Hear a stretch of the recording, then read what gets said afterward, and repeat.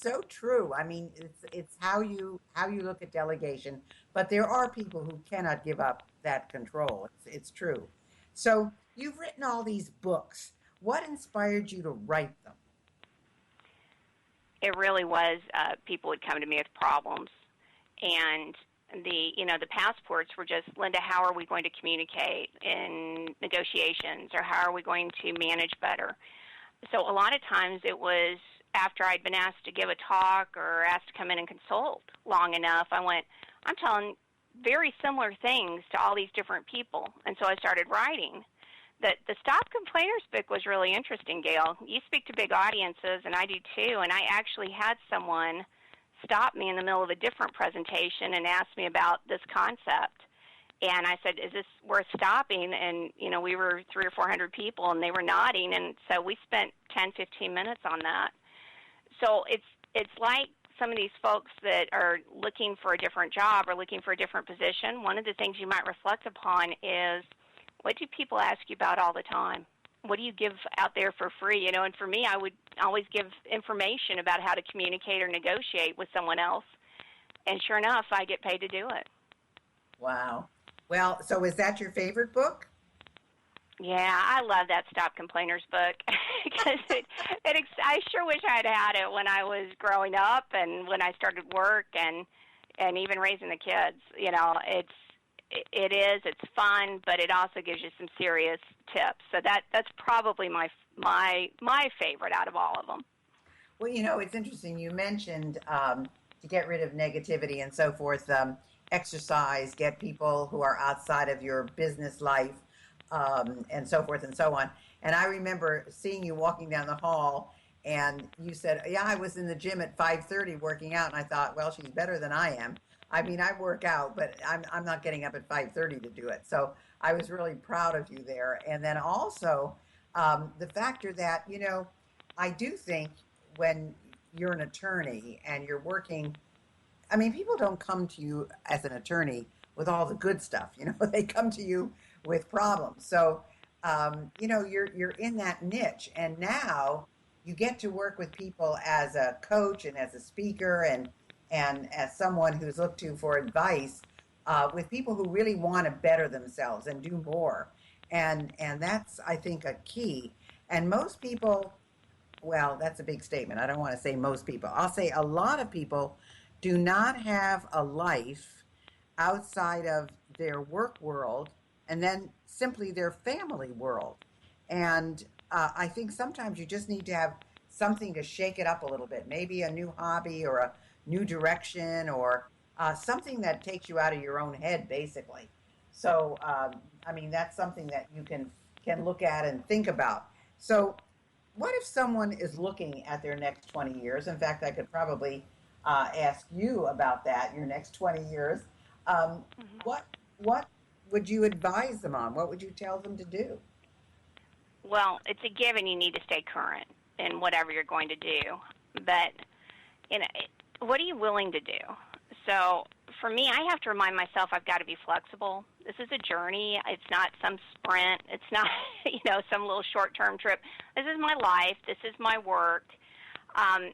So be flexible in it, and that's what the millennials do. They're very flexible with who they work with and how they work, and they're also willing to collaborate. And boy, I think that's important.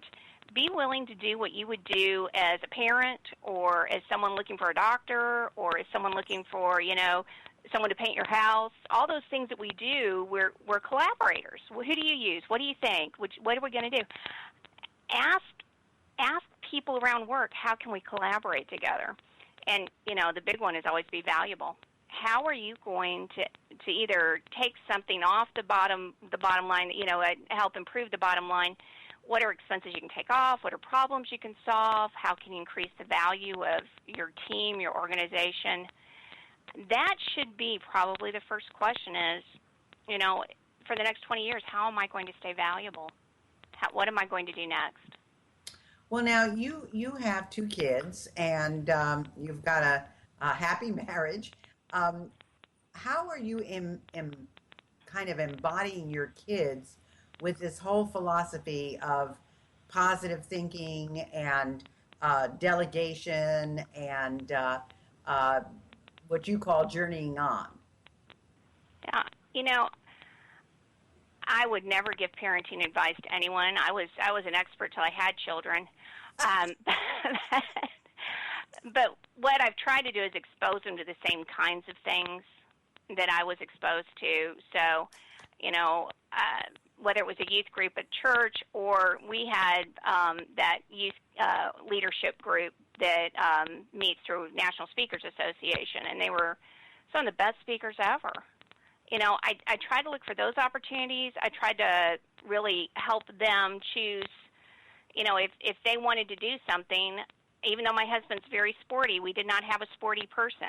So he and I would go and sit through the choir concerts, and now we're watching the cheerleader. And we try to find them, you know, if they find a path, we try to encourage them to do that. And I'm really seeing it now. The older is 21, and he's about to get married, which is, you know, about when I got married. And he's chosen his own path. And sometimes it's really hard not to say, "Hey, have you thought about this and this and this?" And I'm always working on, you know, he has a good foundation, and he needs to make his own decisions. So it can be tough, but boy, you just cheerlead him on, just like you would want a friend to do.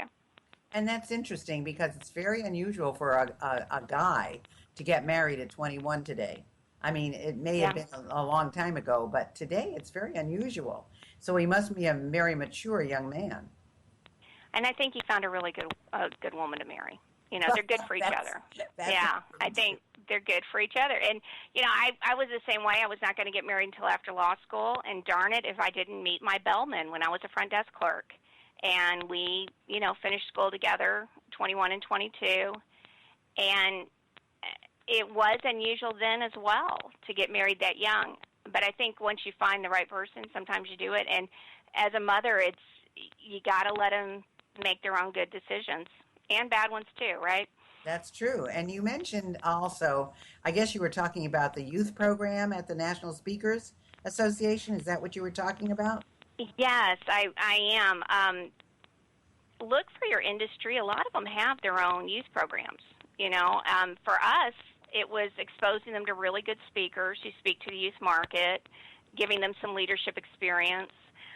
My son got a lot more out of National Speakers Association's youth program than he did out of Boy Scouts and being an Eagle Scout. So look for those. Look for camps where they have to really fend for themselves and make their own decisions, and there's some sort of leadership hierarchy.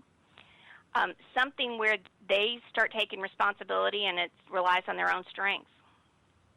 Yeah, that is so key. And I think that's important, Linda. I mean, Linda has been a leader at NSA. She's been on the board and so forth. And she's, as you heard, was president of the Speakers Association in North Texas.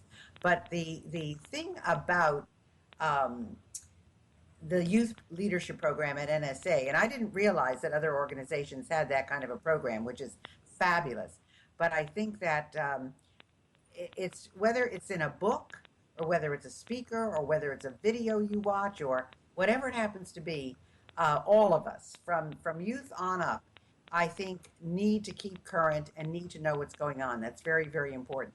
But I want to tell people how to get in touch with you, Linda. So what's your website? What's the best way to get in touch with you? And let's tell our listeners how. That's great. My website is my name, Linda Swindling, which is a tough name for a former lawyer, Swindling. So Linda Swindling. And then you can always get in touch with me at lindaswindling.com. Okay, so that's Linda Swindling, spelled, and that's Linda, Linda, SWINDLING.com. So that's certainly the best way to get a hold of Linda, or at her web or at her email, linda@lindaswindling.com. You know, I think it's really fascinating to talk to someone who's gone to law school, been a lawyer, been a mediator, who then goes into speaking and talking about communication and dealing with difficult people and negative people, and is successfully married and raising great kids. Those are just two very important things, Linda. And I have just been delighted to speak with you today. I've known you for a long, long time. I've admired you for a long, long time. And I want to thank you for everything that you do for our profession and also for the world out there. We really appreciate people like you. Well, Gail, I'm a big fan of yours, and you've been such a good role model and buddy just to help navigate some of this and negotiate. Thank you so much. Well, thank you for being with us.